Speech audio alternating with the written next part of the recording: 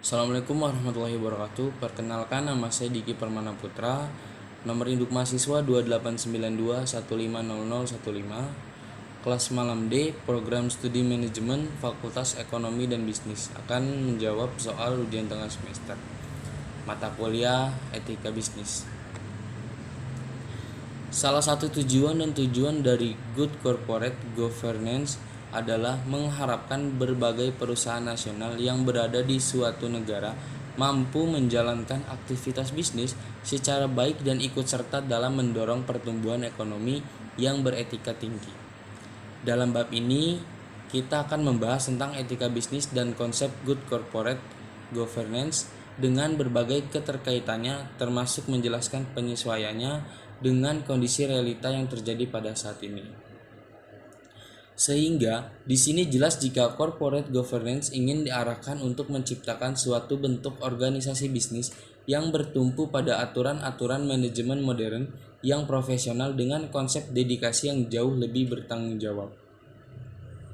Good corporate governance adalah suatu bentuk keputusan dengan memposisikan perusahaan secara lebih teratur dan terstruktur dengan mekanisme pekerjaan yang mematuhi aturan-aturan bisnis yang telah digariskan serta siap menerima sanksi jika aturan-aturan tersebut dilanggar.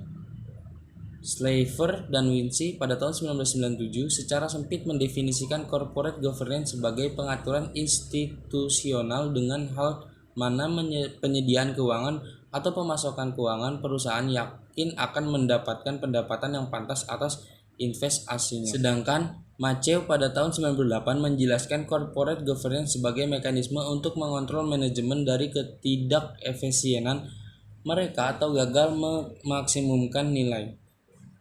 Memberi definisi yang lebih luas dan lengkap terhadap tata kelola perusahaan, yaitu satu kesatuan yang menyeluruh, mulai dari pengaturan hukum, budaya, dan institusi perusahaan, sehingga perusahaan publik dapat bekerja mengatur siapa yang kontrol, bagaimana kontrol pelaksanaan, dan bagaimana risiko dan pendapatan yang diperoleh dari aktivitasnya.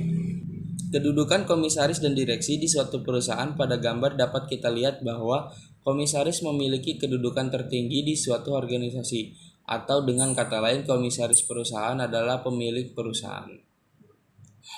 Dan direktur utama serta para direktur di bawahnya adalah manajemen perusahaan, yaitu mereka yang menjalankan perusahaan. Artinya para manajemen perusahaan bekerja untuk memberikan keuntungan yang maksimal kepada para komisaris atau para pemegang saham.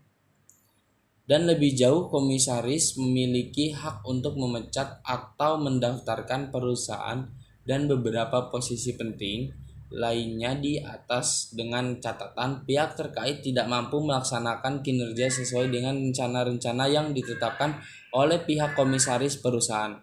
Kondisi seperti ini sering menimbulkan konflik, yaitu konflik antara manajemen dan pemisahan komisaris. Ini akan menimbulkan masalah karena adanya perbedaan kepentingan antara pemegang saham sebagai prinsipal dengan pihak manajemen sebagai agen. Jensen dan McLean pada tahun 76, salah satu konflik yang mendukung untuk terjadi adalah jika komisaris perusahaan menginginkan agar pihak manajemen melaksanakan suatu proyek di mana pihak manajemen menganggap bahwa rencana proyek tersebut tidak realistis dengan kondisi dan situasi internal perusahaan.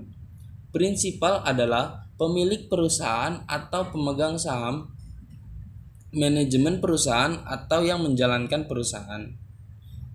Ketergantungan pihak eksternal pada angka akuntansi, kecenderungan manajer untuk mencari keuntungan sendiri, dan tingkat yang tinggi menyebabkan keinginan besar bagi manajer untuk memanipulasi kerja yang dilaporkan untuk kepentingan diri sendiri. Agensi teori dan solusi memperkecil timbulnya agensi teori keagenan merupakan suatu kondisi yang terjadi pada suatu perusahaan di mana pihak manajemen sebagai pelaksana yang disebut jauh sebagai agen dan pemilik modal atau owner. Sebagai prinsipal, membangun suatu kontrak kerjasama yang disebut dengan nexus of contract. Kontrak kerjasama ini berisi kesepakatan yang menjelaskan bahwa pihak manajemen perusahaan harus bekerja secara maksimal untuk memberi kepuasan yang maksimal seperti profit yang tinggi, kepada pemilik modal atau owner. Sekian dari saya. Wassalamualaikum warahmatullahi wabarakatuh.